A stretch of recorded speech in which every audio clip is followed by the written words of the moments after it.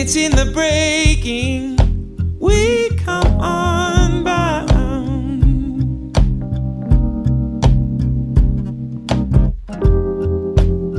And it's in the giving we are found. Yeah, you could barely change. Welcome to A Medicinal Mind, Wisdom and Well-Being, a podcast dedicated to the telling of authentic stories and the sharing of insightful wisdom, exploring science and spirituality, medicine and Mother Nature. No topic is off limits when it comes to growing our personal understanding and supporting our collective well-being.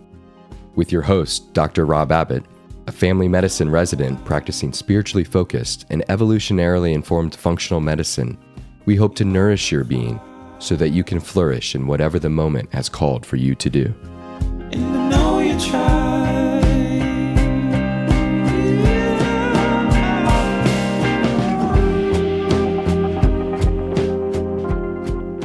In episode 31 of A Medicinal Mind, Wisdom and Well-Being, I explore the world of self-experimentation, longevity, intermittent fasting, and fasting mimicking diets with citizen scientist Benjamin Richardson. I recently stumbled across Ben's work and page at Forever Free From during one of my many rabbit hole forays into emerging medical therapies, this time into the world of intermittent fasting and the newly evolving 5-day fasting mimicking diet. In this conversation, Benjamin and I delve into some of his curious self-experiments, implementing major dietary and lifestyle changes, quantifying the results, and sharing this wisdom with a wider audience. We explore questions such as, what is the difference between lifespan versus health span? And what really is behind the aging process? And who is at the cutting edge of longevity research? Benjamin then leads us into a thoughtful discussion of fasting, outlining the differences between intermittent fasting, time-restricted eating windows, and the fasting mimicking diet, or FMD. He shares his own story researching, planning, and implementing the 5-day fasting mimicking diet, as well as his generous reflections and resources created so that others can try that dietary approach for themselves. Through it all, Benjamin shares his authentic curiosity and his genuine desire to help others through his own experimentation.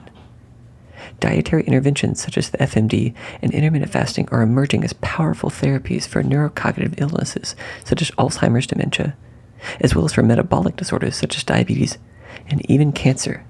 And it's quite exciting to explore this space with such a passionate and knowledgeable friend. Benjamin has provided a wealth of curated resources available on the podcast page, and I encourage you to explore some of this nourishing content, as well as the resources on his own page at foreverfreefrom.com. We will certainly be having Benjamin back soon to discuss his most recent experiment involving glucose monitoring, carb tolerance, insulin resistance, and heart rate variability. I really hope you enjoy the show. Well, Benjamin, thank you so much for joining me today for a podcast. Hey, Rob, thanks very much for inviting me. This is pretty exciting. I always start these podcasts by giving a space for people to kind of share their story. And I'm sure on the surface, people are probably wondering how we even met, but I want to give you some time to introduce yourself and perhaps share why we're having a conversation today. Sure, Rob. I think we met.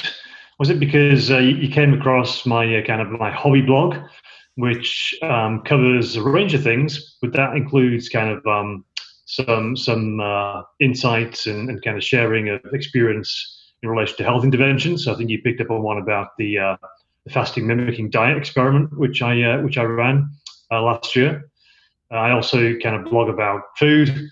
I kind of blog about well-being generally. So I think that's how we met, and that's what got us into hopefully a conversation about Healthspan and health interventions and all good things which lead to a happy long life. Yeah. Well, I'm just curious, your page, by the way, it blew me away with the depth and just thoughtfulness of the experiments that you were doing and your willingness to share so much information with your audience. I remember seeing you had a Google spreadsheet with everything that you had eaten as part of one of these interventions that I'm sure we'll get into today. And I was just blown away by the openness and authenticity. And I wanted to reach out and have you come and talk about it because I could tell that this was a major passion of yours. And so I was curious if you could share with this audience, like, where did that start with? Where did that start? How did you get so passionate about these experiments and about health and longevity? Maybe it's a couple of things. So one, I would love to be able to describe myself as a citizen scientist, somebody that's kind of keen to identify something which could be a useful intervention in pursuit of a personal goal. So a little bit like, say, the quantified self thing, right? Which is like, set a personal goal, find an intervention, figure out a way to measure or not whether you're making progress towards the goal, and then just kind of, practice, try something out. But of course, you can learn from others. So rather than inventing the wheel, why not learn from what somebody else has done and tried? So when I do something and try something, I'm really heavily motivated to share that with others. So that's where the Fasting Mimicking Diet post came from, or posts. And I'm glad you kind of liked what I shared, including the Google sheet, because I've got pretty much exactly the same thing coming through for my most recent self-experiment, which was focused on, you can either call it personalized nutrition or blood glucose testing or carbohydrate testing. So yeah, really keen to share that as well, and hopefully help a whole lot of other people kind of, learn from the same kind of things that I'm doing. Yeah, it's that, that whole concept that you just said of why do I need to reinvent the wheel or keep any of it to myself? I think we're just reaching an age where, community is becoming globalized. But at the same time, we really just need to share our gifts and experiences. And through that collaboration, we can, reach understanding that we probably couldn't have reached on our own. And so, yeah, just really grateful for your experimentation and what you've shared. It's interesting. I, being in the medical space, have dabbled a little bit in trying to understand and this sort of more personalized approach, this idea of the N=1 experimentation. And you alluded to this concept too of quantified self. And I previously had Dan Party on the podcast to talk a little bit about this concept and what he's used in generating a new app to, track various measures. But wanted to get your understanding or your definition of quantified self or self-tracking. Well, sure. So, I can just recap that it's literally kind of, pick a goal, something which is meaningful to you, something which you want to achieve. So for me, for example, that might mean I want to, improve my sleep quality. And then you say, okay, well, how can you measure your sleep quality? So maybe you can use kind of your Fitbit, which can do kind of monitor your sleep and how it kind of it's stable, or what kind of phases of sleep you go through overnight and how long you sleep for. You can also maybe keep a diary to indicate when you go to sleep, when you wake up, whether you have kind of interruptions. And then you can say, okay, so what are the things I can do to potentially improve my sleep? So maybe you can kind of start going to bed at the same time. Maybe you can wear blue light blocking glasses late at night. Maybe you can stop using devices. So, you can introduce maybe one of these interventions at a time and see, well, does it have a measurable impact upon the quality of my sleep? And bingo, you're practicing quantified self. You're running a self-experiment and potentially getting value from it by identifying something which is going to have a positive impact upon that. And also, hopefully, your life generally is, and you pick something which is meaningful to you.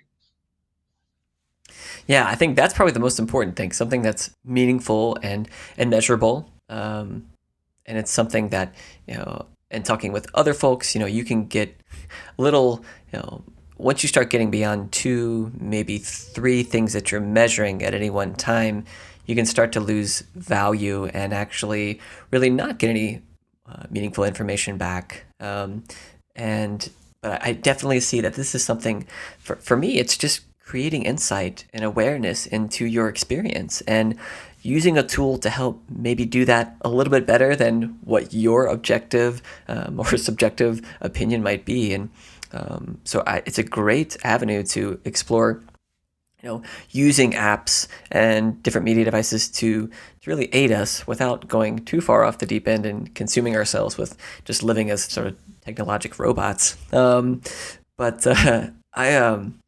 wanted to start this conversation. There's so much here that you sent over some tremendous notes, but really loved some of the ideas you described about the concept of health span and sort of the pursuit of longevity. And it's certainly something that people in the quantified self space are interested in. Can I live to be 1,000 or something along those lines? But wanted to get your thoughts on longevity and maybe delve into the idea of quality versus quantity.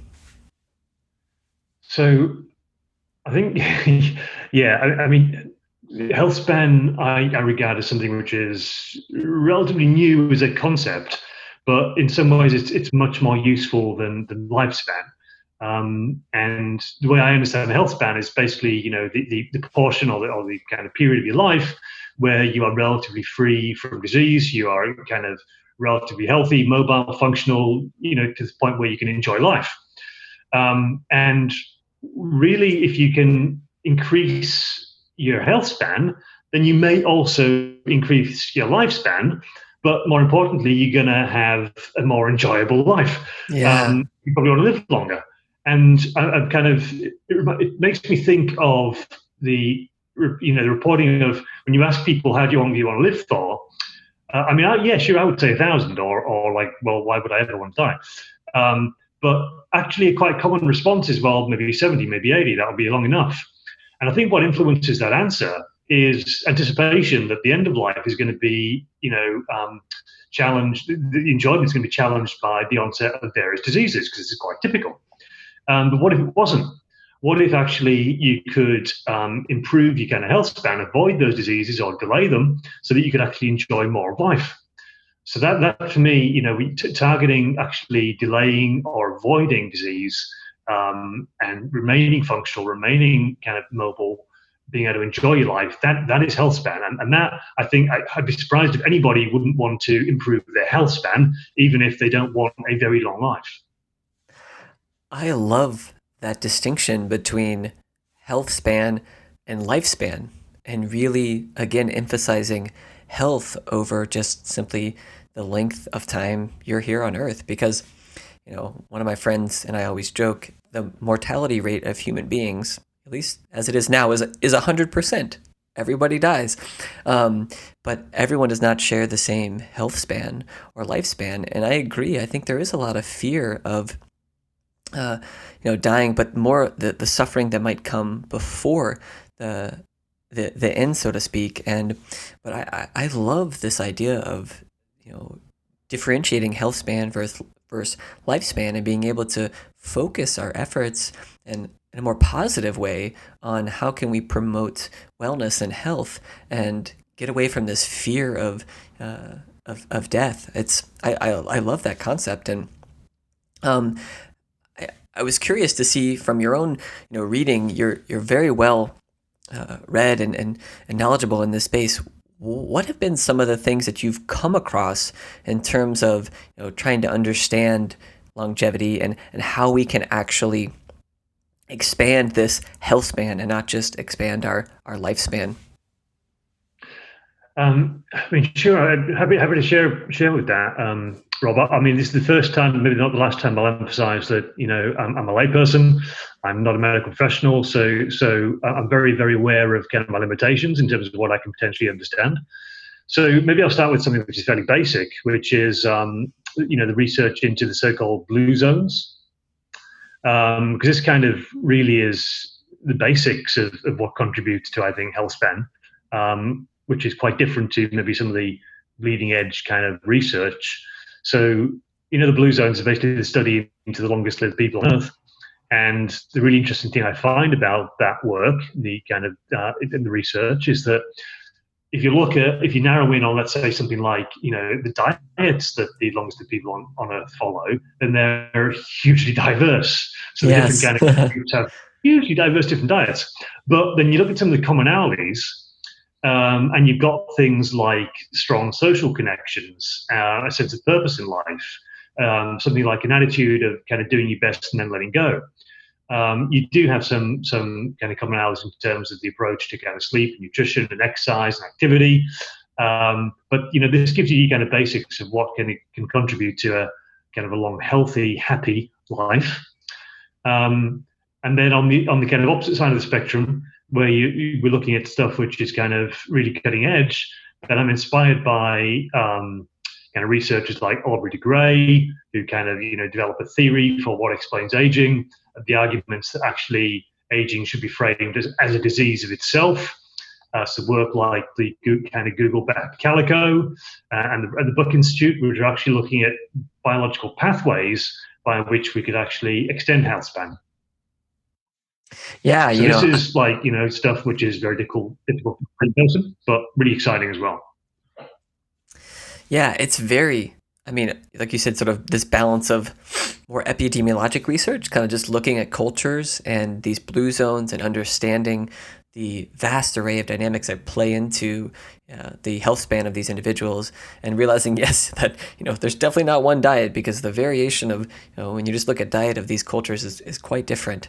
But yes, I love this new cutting edge research, and have spent quite a bit of time following the Buck Institute, more so on sort of the medicine side of things, with looking at Alzheimer's disease and some of these pathologic processes, and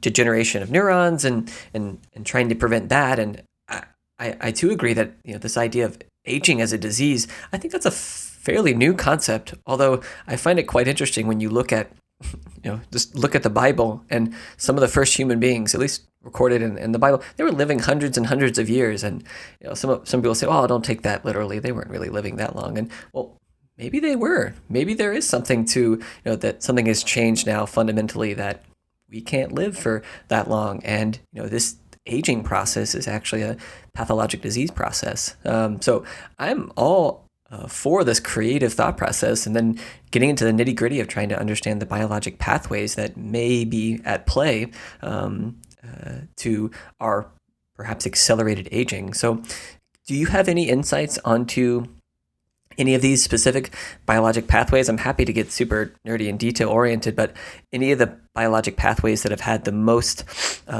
research done in terms of their role in the aging process?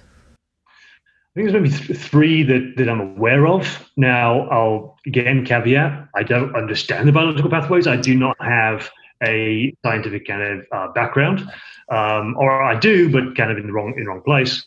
But the three which I know of, which are kind of really getting a lot of interest and are under kind of human study right now, would be the use of metformin, so the drug which has been kind of used for treatment of diabetes, but that's been found to actually have broader applications. The mammalian target rapamycin, mTOR, which again is kind of human studies underway. And and I don't know if I can pronounce the whole kind of non-acronym version of this, but NAD. So what was it? Nicotinamide adenine dinucleotide. I don't say that very often. NAD plus. So those are the kind of three that I know that are getting a lot of attention right now. Basically, kind of under the banner of kind of, let's say, regenerative medicine, things that can actually help either prevent cell death or actually regenerate cells. Together with other stuff like periodic fasting, which can turn on natural processes like autophagy, where your cells regenerate, and then when you refeed, you get a kind of if you've been doing fasting, you get like a rebound effect where your cells actually regenerate. So these are ones that I'm kind of aware of, and I'm kind of watching keenly, and I'm trying my best to understand. Yeah, I've certainly come across a few of these myself. I think, certainly I've read into the mTOR pathway and some of this concept with, insulin signaling and, IGF and this sort of growth promoting versus autophagy, this kind of cell turnover. So rather than creating new cells, turning over cells and sort of a recycling, which, conceptually does make sense. And, interesting drugs, you're right, metformin, and we have some mTOR inhibitors that originally were studied in mice. I think rapamycin was the was the first medicine, and they found that it dramatically increased the lifespan of mice. And now it's actually used as a sort of immune suppressing drug. But that pathway is certainly involved in at the cellular level, what's happening with growth and recycling. And you made mention too of other sort of dietary interventions. So things, on the more macro level of what we can actually understand rather than at the cellular level of things that have an influence on these cellular processes. And we alluded to this at the beginning too, as well, this fasting mimicking diet. And I guess this is probably the best time to segue into that discussion, but wanted to get first your definition or understanding of this fasting mimicking diet, because I think it's something that's a relatively new concept. And we can even start with more broadly what is fasting, but wanted to get your thoughts on this dietary approach. Sure. So fasting mimicking diet is, from my perspective, it's a form of periodic fasting, which I would strongly differentiate from the very, very popular intermittent fasting. So it's a longer fast. Although, of course, it's not a longer fast because you're actually eating. But there's actually really kind of interesting human research again, led by the kind of the research team at Portolongo, where he's actually been. I mean, again, it was kind of started in mice and kind of then a biomechanical pathway to explain how this diet could work. But now it's kind of been at least got some validation in humans, and it's basically an intervention where you're activating a number of biomechanical pathways to turn on the cellular regeneration. And practically it's a 5-day protocol whereby on kind of day one, because actually there's a patent for this protocol, on day one, you're down to just over 1,000 calories with strict macronutrient control. And then on days 2 through 5, you're down to around 700 calories. And by reducing the calories to this level and controlling the macronutrients and managing the micronutrients within this diet plan, you can basically get most or all of the benefits of a kind of a full water fast, but in a way which is much safer and which is much more feasible for a lot of people. Because water fasting, although it might deliver a lot of benefits, it's just very tough for a lot of people just to not eat. So it's basically a form of periodic fasting, which is designed to be more accessible to more people. Yeah, I think you made a great distinction of the difference between this periodic fasting versus the intermittent fasting. And also, I think a third component of this, which is very important, is absolute caloric restriction. So it sounds like within this fasting mimicking diet, it's not like you said you're doing this every day for a month. You're not having a specific dietary pattern. It's just this 5-day period. And as you mentioned too, you're not really fasting. You are eating, but you're sort of restricting calories and also restricting the types of foods on a macronutrient level, protein, fat, carbohydrate, that you're eating, and doing it for a purpose. I was curious if you could go into the rationale behind the overall caloric restriction as well as the composition of the diet. Why do we choose for it to be lower in protein and higher in fat as compared to some other iteration? Yeah, so I mean, another iteration you might say compare it to something like the Atkins diet, where some of the mechanisms you may be targeting are the same, like being in a ketogenic state, but the macros within the fasting mimicking diet, you basically got very strict restriction of dietary protein. So within that kind of 1,000 calories day one, 725 calories day two, you're down at around 9 to 10% protein, and very controlled numbers of carbs as well. And most of your calories are then going to come from fat. I think one basic rationale for that is that you're trying to get into a ketogenic state throughout the fasting mimicking diet, and consumption of excess carbohydrate would interfere with that by elevating your blood glucose and making your glucose available for your body to run on, so it doesn't need to produce ketones. And the other one, of course, is if you consume excess dietary protein, then that can get converted into glucose through gluconeogenesis, and that can interfere with getting into a ketogenic state and staying there as well. And certainly, actually, during my first fasting mimicking diet, I found that I didn't consistently remain in ketosis, probably because I didn't quite have the macros where I needed them to be. So, I mean, I followed the kind of the protocol as prescribed, but I probably needed to adjust it a little bit for my own personal genetics and and what I reacted to. That's interesting. I mean, just being able to even track that, to personalize from a baseline. I think you mentioned Dr. Longo and his group and their research coming up with this, program to begin with, and the specific, caloric requirements and the macronutrient breakdown. I was looking into some of those studies and the papers as well. And correct me if I'm wrong, but I'm pretty sure they will actually send you a 5-day meal plan with food to be able to do this fasting mimicking diet. Am I correct? Yeah, absolutely right. So there's a patent on the diet itself. There's also a commercialized version of the fasting mimicking diet called Prolon. And there's actually an alternative in the US, I think, by a company called Lifebox, which all they do is they package up the foods you would eat in order to follow the fasting mimicking diet, and they give you that. So they just kind of make it easier for you. However, there's nothing to stop you from basically, reading the research, understanding what are the macros, and designing a well-formulated diet plan for yourself. And if you do that way, then you don't have to eat everything from packets and tubes. Yeah.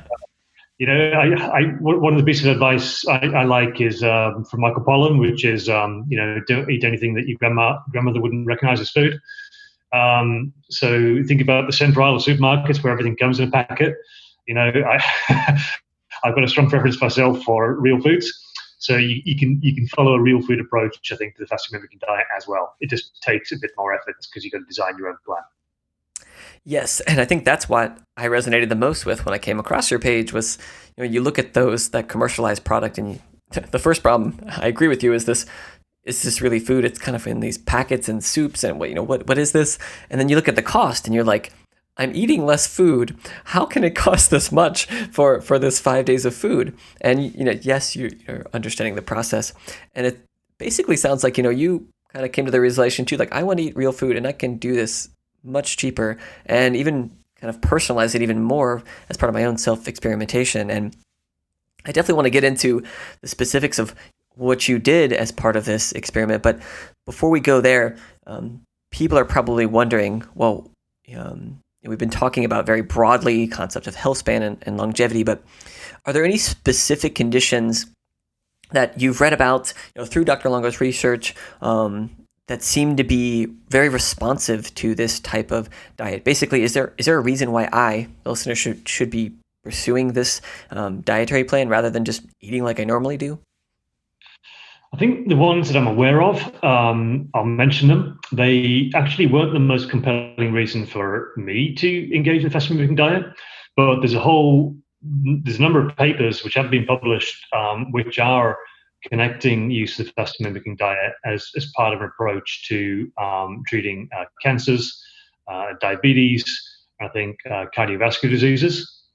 Now, I have not experienced any of those myself. I do not have a kind of high risk profile for any of those myself, but there are a certain number of published papers which are linking the FMD, fasting mimicking diet, to reduce risk of those conditions. So I think that already would make it hugely interesting to anyone who has a profile for those, or has experienced those, or has a family member or loved one that experienced those as well. Yeah, and it's certainly, I agree too. At this stage of my life, I don't really have any of these major concerns, but I share the same interest in self-experimentation and also wanting to provide this as an opportunity for my patients.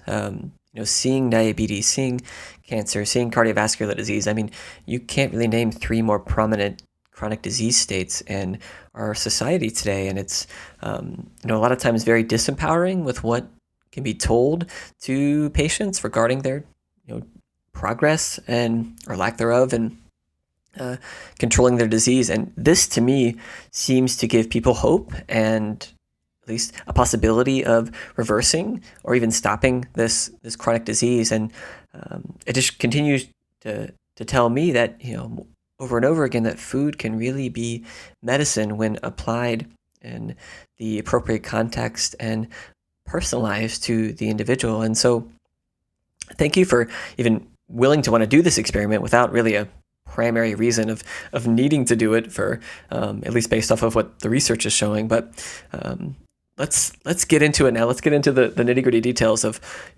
what was your experience like, and where did you start to even begin your 5-day fast? So all my prep was done in advance, meaning kind of setting out what my personal goals and expectations, which I find is, going back to the quantified self methodology, it's really important to have your hypotheses, your goals up front, so that when you get to the end of the N=1 experiment, you can go back to that and say, well, okay, how did my actual results match up against my expectations? Is this something which offers value for me to repeat? If I'm going to repeat it, what did I learn from the first kind of pass, and what I'm going to do differently next time? And my actual experience, one thing I'll highlight is that I actually went into this together with a friend who's also interested in this. He had different goals to me. He specifically wanted to do it for the potential weight loss and body composition benefits of undertaking this kind of diet. And partnering with him, if I hadn't, I might have quit on day 2, because it was my first attempt at some kind of periodic fast. Yeah, and I screwed it up. I think one of my learnings from it was that as I significantly reduced my calories, I should have been replacing some of my key electrolytes, so sodium, potassium, magnesium, and I didn't do that. And I think probably because of that, I felt terrible. I kind of had a headache. I felt lethargic. I just had no interest. I wasn't necessarily particularly hungry. I just felt bad, which is very different to how I normally feel. So I would have probably quit at that stage if it hadn't been for the fact that I committed to somebody else to see it through to the end of the experiment. So that was really key to getting me through. That, and the fact that I'd kind of set out basically a goal for myself to be able to write up and share what my experience was. But those two things, they reinforced me all the way through. It is so important, that point that you made, with having, whether you want to call them an accountability partner or someone to make a major life change, whether it's for 5 days or for the rest of your life, wanting to make something, make a significant change, having someone to share it with, to do it with together, to keep each other accountable and to motivate each other. Time and time again, research shows it is critical to making any degree of change, whether it's short-term or long-term. And I think that that's the personal story just gives that even more credence and veracity. So and thank you for being vulnerable. It sounds like that second day was probably a little brutal, but having some different incentives perhaps and motivation to push through it. I'm glad that you did, because in the end you gave had a wonderful experience and gave quite a bit of helpful information to others. So what would you say was the most challenging aspect of the 5-day fast? Getting through day 2. It was that day 2. I wasn't sure if there was something else too, but no, it was literally just that. And actually by day 3, I already felt so much better. By day 3, I woke up feeling a little bit better. I was able to, start up some activity again, some light activity, and that made me feel better. Because I'm a guy who if I go a day without some kind of physical activity, even if it's just movement, not necessarily intense exercise, that makes me feel good. If I don't get that, I feel bad.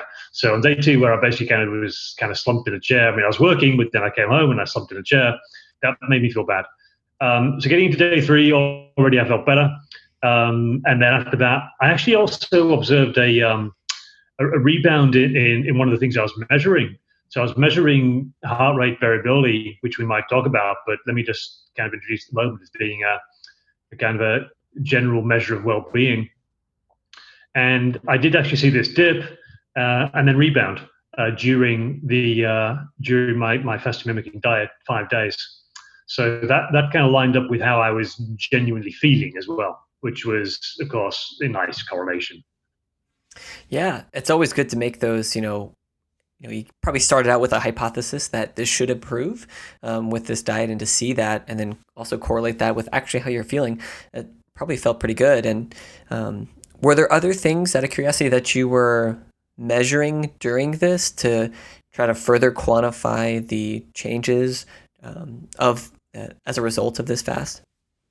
Yeah, heck, it's probably easy to list the things I wasn't measuring. So, no, I mean, so I was measuring. So I used a battery of tests. Let's put it that way. So I did measure before and after my insulin growth factor 1, my IGF-1. I was measuring throughout my blood ketones, my blood glucose. I took before and after measures for my white blood cell count, so my neutrophils and my lymphocytes and all those guys. I measured I took a measure of chronic inflammation in the form of C-reactive protein. I was measuring my heart rate variability. I did a kind of a cortisol test for kind of monitoring stress. I was monitoring my weight, my body composition, and my sleep, and my mood. So yeah, I think that was about it. You're right. There almost wasn't anything that you weren't measuring. Out of all of those things, you mentioned a little bit of the changes with heart rate variability. Was there anything else that stood out to you from all of those things that you measured throughout? I mean, one of my goals going in was to lower whatever level my chronic inflammation was at, because I'm very kind of conscious that chronic inflammation is, again, kind of associated with long-term disease states and higher risk factors. As it turned out, I had effectively unmeasurable levels of C-reactive protein going in, so that didn't change. But it was still nice to see, prompted by undergoing this, that was where I was at, because it was a bit of like a validation of my existing kind of lifestyle practices. Something really interesting, which I honestly don't understand, is that for years I've had really abnormally low white blood cell counts, which could indicate that I've got like a suppressed immune system, except that I don't ever get ill. And if I had a suppressed immune system, then I should be getting ill all the time. So I've been like under treatment from I forget the name of the specialism now, which hematologist, yeah. Hematologists. Yeah, who had me under observation for about 2 years, and they ended up saying, well, look, you're well below the reference ranges for your kind of white blood cells, but hey, you're healthy, so we're going to call this your normal from now on. But the really interesting thing, and again, I don't understand it, is that following the refeeding after my fasting mimicking diet, so like day 6, I actually saw something like a 25% increase in my white blood cell count compared to the pre-FMD baseline. Now, there's actually I'd have to go and rewatch a video by a guy called, and you probably have heard of him, Dr. Michael Greger, who covers a lot of research in kind of bite-sized, easy to digest format. He's got a kind of a podcast series, very popular. He's also got a very, very heavy kind of vegan agenda, or plant-based agenda at least. Yes, that just triggered it in my mind. And he's actually done a couple of videos recently, which is like basically looking at, well, what is the ideal kind of white blood cell count, and challenging the idea that the normal ranges are in fact anything which is desirable, and kind of inclining towards the idea that lower is better. So maybe my kind of plant-based diet approach and my kind of healthy lifestyle, and maybe my own genetics too, simply do mean that my very low white blood cell count is my normal. That's very interesting. I certainly need to look a little more into it. I mean, on the sort of larger level, as you said, I see someone who's not getting sick. It sounds like from what you're saying, you're not getting sick regularly. So does it really matter what my white blood cell count is if sort of the macro level I'm healthy? And I completely agree too. We've been, as part of a lot of my training, with in the functional medicine space, and just expanding my view of these blood tests, which we see these reference ranges and just basically accept them as, oh, that's normal, but coming to realize that what's potentially normal might just be what's common, but actually really isn't what's normal for human beings, and revisiting and starting to look at more distinct populations to see what might truly be a true normal level or reference level for various measures of health, these and blood chemistry.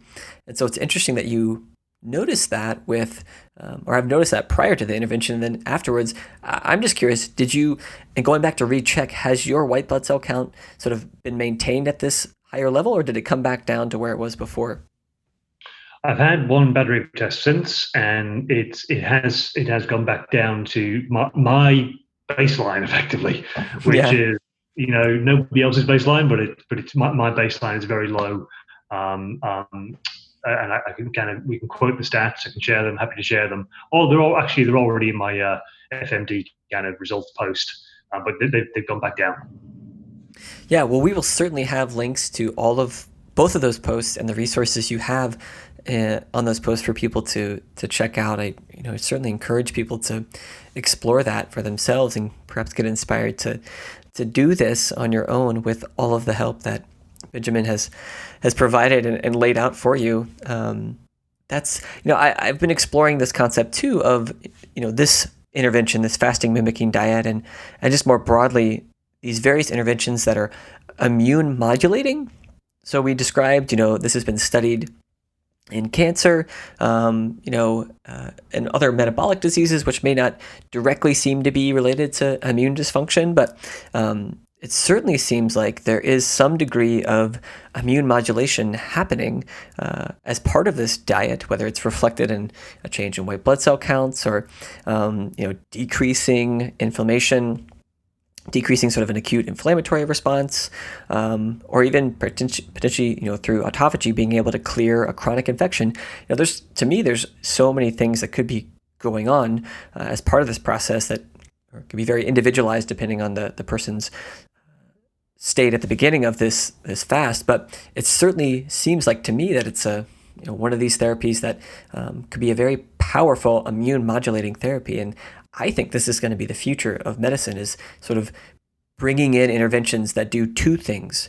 One is create immune flexibility through some form of immune modulation, and the other is promoting metabolic or cellular flexibility. So the other thing this intervention does is sort of changing the fuel source that the cells are using, switching over from glucose and utilizing fats and producing ketones. And I think both of these processes, cellular and metabolic flexibility and immune flexibility, and the respective therapies, whether it's a drug, diet, what have you, that can create that, I think that's going to be the future. And somewhere in the middle is going to be this is the treatment plan for reversing various chronic disease states. And was curious, might have been a little bit of a ramble, but what are your thoughts on combining, having gone through these experimentations, targeting both of these pathways, and from your understanding of the literature, what are your thoughts on that sort of intersection between these two ideas and concepts? Yeah, I think that is a really kind of hot area of potential. And as you were kind of describing that, it was making me think of the work being done at the Salk Institute. Now I'm going to murder his name now, but I'm going to murder it. I think the lead researcher there, maybe we can get it right in the show notes, is a guy called Dr. Satyanada Panda. Or I'm very confident of the Panda bit. The Satyanada I'm probably getting wrong. That's okay. But his work is all oriented towards circadian rhythms and the influence of eating on circadian rhythms, not just eating, but other behaviors, but largely eating. So he's kind of proponent of the forms of time-restricted eating or time-restricted feeding, which will include both, let's say, a daily routine, but also periodic fasting.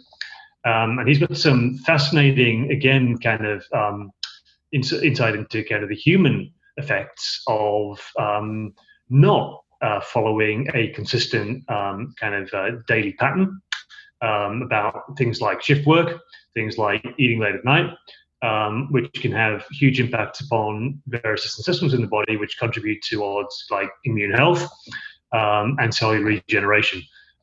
Would heavily recommend checking out most recent interview between Dr. Rhonda Patrick and this guy, Sorkin Stu, which just went hugely into depth, but also explained this in a way that I think a layperson could probably connect with some of the topics. I certainly need to explore that interview, and thank you for sharing that for both myself and the audience who may be interested. I know I've followed Rhonda Patrick for quite a while now. She makes some really wonderful, accessible content. It definitely geeks out, but she I think does a great job of distilling down some of the ideas and combining in some of the more nuanced details. But I certainly want to check that out. Benjamin, there's so much more that we need to get into, and I was so fortunate to, at the beginning, talk with you, and you've already agreed, it sounds like, to come back to share some thoughts on heart rate variability and some more experimentation that you've already sort of started and have been undergoing and starting to put together as a blog post with regards to further personalized nutrition and looking at blood sugar and insulin response. There's so much here that we could dive into, and we definitely need to give it as much time and as it really deserves. So don't want to force it into this conversation, but wanted to give you some time now to let people know where they can begin to follow you and start to read some of this information and some of the resources that you've created up to this point. Thanks very much indeed, Rob.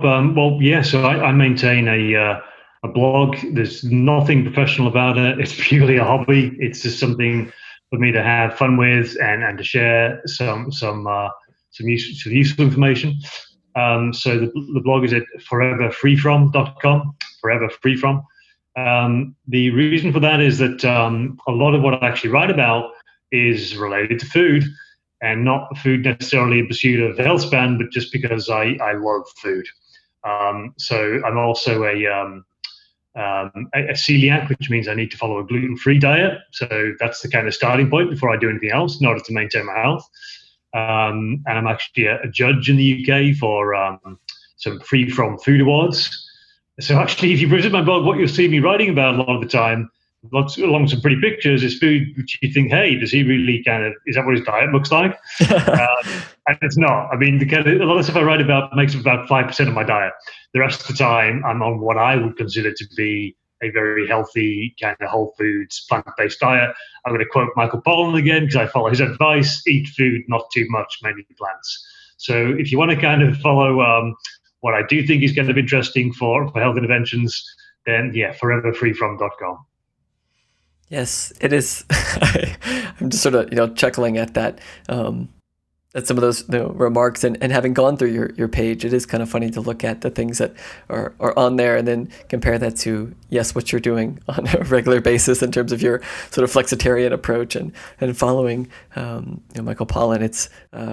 It's a good contrast. So, Benjamin, I usually give this final space to my guests to really, some of them like it, some of them hate it, but a very just free space for you to share any final story or advice or insight that you've gleaned in your life's journey that you think the audience will resonate with. Sure. Okay. White space. You already mentioned one thing that I'm really, really keen to share in the near future. I've literally I've finished the writing for it. I just literally need to prepare the pretty pictures, which is indeed kind of another N=1 or quantified self-experiment into personalized nutrition, insulin sensitivity, carbohydrate and glucose testing. That's going to be something similar to the fairly well-known Rob Wolf 7-day carb test plan, but I kind of put my own spin on it. And again, I've kind of got a Google sheet lined up. And I think this is another kind of really, really accessible thing, which a lot of people could do if they've got a little bit of interest, and could really benefit their kind of behaviors. Another thing I'm really looking forward to kind of writing about in the future is just sharing my own kind of diet principles. And hey, I'm no kind of expert in the field. Again, I'm a layperson, I'm a citizen scientist, and I'm not someone that's got a particular line of advocacy to pursue. I've got no financial stake, but I've benefited hugely from reading other sources of information from people similar to me, maybe a little bit more educated. And I kind of want to help pay forward in the same way. I completely agree. And I think we need to further this effort of curiosity, and whether that's the creation of more citizen scientists or simply motivated and empowered and engaged citizens wanting to take care of themselves, and also through that be able to take care of their community. It's really what this moment requires, given all that we're facing today. I think we need to come together to help each other, to grow and become more informed, and to share our stories, so other people don't have to go through the same mud, so to speak. Well, Benjamin, thank you again for taking the time out of your busy day. I know you're traveling early tomorrow, so we can end things here so you can get some sleep and have some wonderful travels over the holiday time. Thank you very much, Rob. Yeah, it's evening my side, so it's time for me to stop using my devices or put on my blue light blocking glasses and wind down, maybe do some meditation before having a good night's sleep. Oh, it feels so good to my ears to hear. It's such a wonderful routine. Well, thanks again, Ben, and we'll talk soon. Hey, wonderful to talk to you, Rob. Thank you. Thank you for your presence and willingness to receive a new narrative, a passionate perspective, and perhaps a deeper sense of connection with our collective purpose. Please share this podcast with any and all that you believe will benefit from its intention to relieve one's doing and engage one's being. Please share your comments about the conversation on our podcast page and leave a review in iTunes so that the voices in this space can spread to all ears ready to receive it. Music credit goes to Dillingham for their song Vessel. Remain open, stay curious, and forever be love. You walked on fire, and I know you tried.